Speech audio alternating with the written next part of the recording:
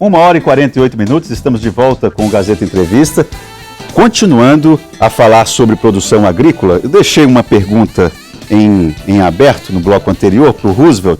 Roosevelt, os governos do PT, os governos passados, investiram sim na área de armazenamento, em silagem, construção de silos. O que deu errado na tua avaliação? Eu acho que o grande erro foi eles não ter colocado os silos sob a gestão da CAGEAC. Por quê? Porque a CAGEAC aqui é especializada e tem uma experiência enorme no sistema de armazenamento, né? Então, acho que uma das primeiras falhas foi essa. Tanto é que quando eles construíram o primeiro silo, quem foi ensinar a secar foi exatamente um técnico nosso, né? Então, eu não sei porquê, talvez por questões políticas, isso não veio para a CAGEAC, foi para a SEAP. Foi para a SEAP. E aí construiu. Hoje, nós fizemos já um levantamento, porque a SEAP vai passar esses armazéns para a gestão da CAGEAC. Nós fizemos já um levantamento, detectamos inclusive que os contratos estão todos irregulares, porque quando a SEAP fez esse contrato com os particulares, inclusive, só tem uma cooperativa. Os demais são particulares, produtores particulares aí, e eles eu fui olhar, eles não estão cumprindo os contratos. Teria que pagar uma taxa, etc., lá e não está sendo pago nada. Eu detectei lá uma dívida já em torno de mais de 300 mil desses particulares com o Estado através da SEAP. Alguém precisa ser responsabilizado. Agora, tem uma outra situação que o governo está entre a língua e o beiço, como diz o Matuto, porque ao mesmo tempo que precisa estimular o aumento da produção, é preciso cuidar para que tenha uma infraestrutura de armazenagem, porque, pelo que está se calculando, a possibilidade de dobrar a nossa produção, que não é lá grande coisa, mas vai dobrar, precisa ter onde armazenar. É isso, Bocalhão? Com certeza. Como é que está esse cenário aí? Veja só, a nossa preocupação quando nós escrevemos o programa para o governador Gladys Camille para os próximos 4 anos, no setor produtivo aí, a nossa preocupação foi exatamente essa. Quer dizer, não adianta nada a gente só incentivar ao aumento da produção. Por exemplo, soja, milho. De repente, por exemplo, o ano passado, o Jorge Moura plantou 1.200 hectares. Esse ano ele vai plantar 2.000. Olha o aumento, quase que dobrou o Jorge Moura, né? Outros empresários estão fazendo a mesma coisa. Mas aí você está falando de uma bolsada com mais estrutura. Mas tem muitos empresários que estão aumentando. Quem plantou 300, de repente está plantando 500, entendeu? Graças a Deus, porque, veja só, essa semana passada o pessoal lá da Embrapa de Rondônia disseram o melhor lugar para se produzir na região amazônica é o Acre. Saiu uma reportagem. E não fui eu que falei, o Bocalhão, não foi o Roosevelt, não foi o pessoal da Embrapa daqui do Acre, foi o pessoal da Embrapa de Rondônia. Então, para nós, é uma coisa que, empiricamente, para mim, eu sempre via isso, né? Com a experiência que eu tenho da área produtiva, né? Sempre via isso. Você falou Jorge Moura, mas isso aí é um nível de produtor que já está um pouquinho acima da sua realidade, da sua rotina ali na Emater. Você cuida do pequeno produtor, do produtor familiar. Sim. E é esse cara que mas quando você me fez a pergunta é sobre a questão da capacidade de armazenamento. Então, nós temos que pensar nesse grande produtor também, porque é aquilo que eu disse agora há pouco. Que deveria ter o próprio silo, não é mesmo? Não pensa que eles vão montar um silo que custa 7 milhões de reais numa área que se ele produz 1.000 hectares. Então, não dá. Ele já compra trator, compra máquina, colheitadeira, compra pulverizador. E aí, como é que ele vai fazer um investimento desse tamanho? Então, por isso que o Estado tem que manter esse padrão. A questão do pequeno produtor, eu tenho certeza absoluta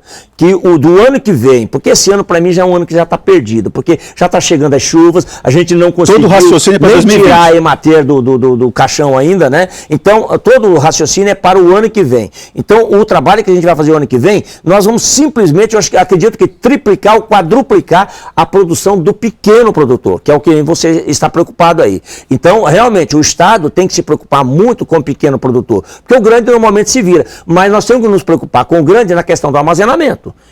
Isso é fundamental. Então eu tenho certeza absoluta que o nosso projeto para o ano que vem, por exemplo, é para a gente incentivar aproximadamente 11.000 hectares de mecanização.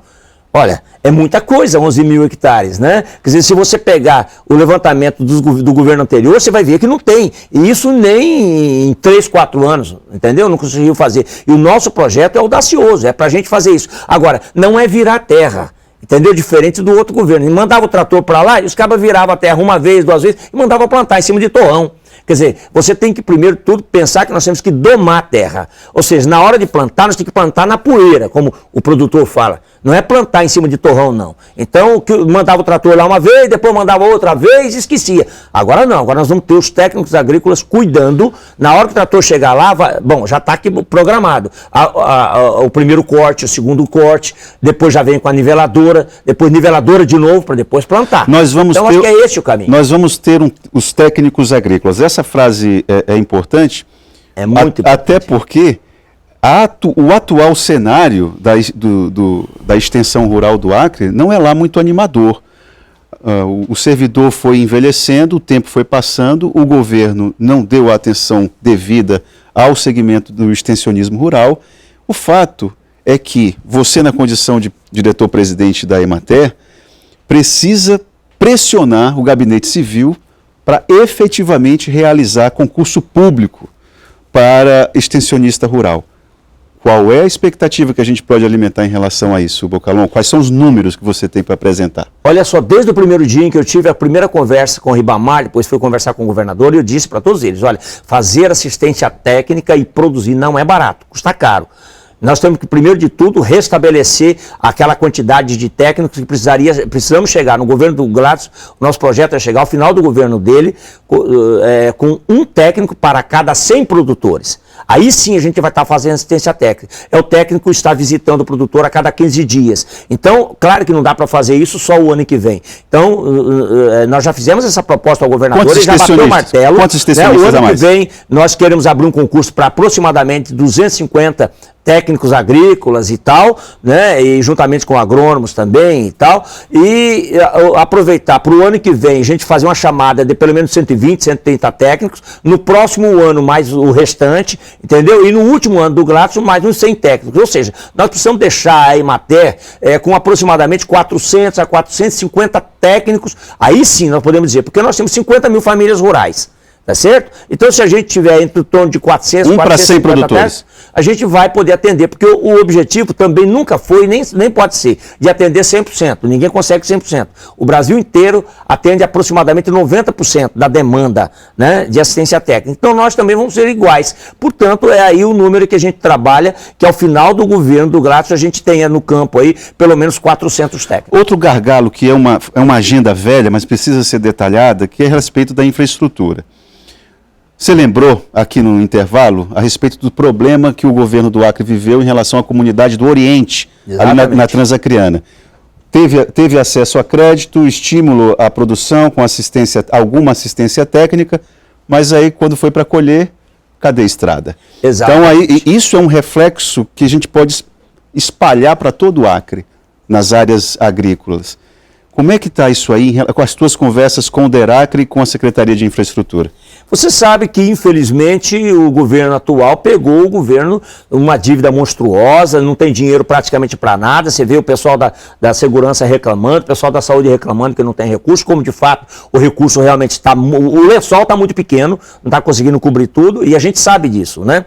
Mas o que a gente não pode esquecer é que quando a gente estimula o setor produtivo, a gente gera renda, gera mais impostos, a gente gera mais trabalho, e aí diminui-se até a pressão sobre a questão da segurança pública. O cidadão que consegue ganhar dinheiro, né, ele consegue se alimentar melhor, ficar menos doente. Então, o setor produtivo é fundamental. E isso o Gladys tem visto, nas conversas que eu tenho tido com ele tem visto. Evidentemente que não é só ele, né, tem toda uma equipe de trabalho, né, e é claro que todo mundo chega e puxa alguma coisa, todo mundo quer, todas as secretarias, todos os... Mas o DERACRE garantiu alguma coisa? Seus recursos. O DERACRE da mesma forma, né? Então, esse ano, o DERACRE está fazendo um trabalho que não é aquele trabalho que a gente queria, mas que para o ano que vem tem um bocado de recurso, inclusive recurso de mais de 90 milhões para mexer com ramais. Eu acho que isso é importante. Nós temos menos de um minuto, Roosevelt. Poxa, em relação a CAGEACRE, o que a gente pode esperar para 2020, perdão? Nós estamos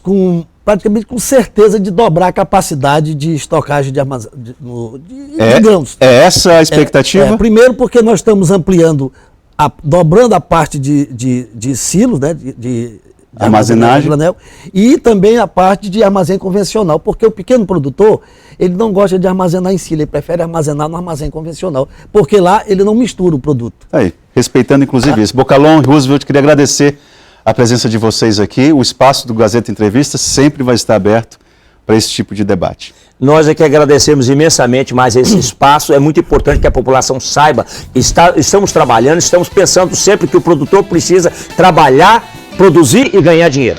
Obrigado mais uma vez. Lembrando que esse terceiro bloco do programa é o oferecimento da Verágua, a água mineral dos acreanos. Obrigado pela sua audiência. Nós voltamos amanhã.